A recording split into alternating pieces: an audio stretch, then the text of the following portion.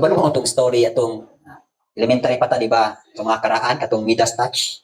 Kabalo mo ito? Ito bang story ba ni King Midas? Nga, kutob sa ihang magunitan, mahimong gold. Di ba? Midas touch. O ya, nahimong gito siya, dato gid kayo sa tibok harian. Na karon one morning, according dito sa, sana di ko na parabol. Story lang to. One morning, nato siya sa iyang garden, ingaw kay siya, kay iyang mga flowers, puro na mga gold, puro na tanan, sagbot, puro gold, igikap yun. Nakaroon kay pagkabuntag, ni mata man ng ihang daughter. Dayon, siyempre, sa kahingawa sa iyang daughter, higa ko siya ha. Baga ko siya kay hamang na hikapan. Nahimong gold iyang anak. 50 taon niyang mahay. Ang nitabuan to, ito yung fairy tale to siya, no? Nangamo na lang siya nga bahalag. Wala nang ko ni gold, wala na dili na siya mahimong dato, basta ang ihang anak lang mabalik lang sa normal.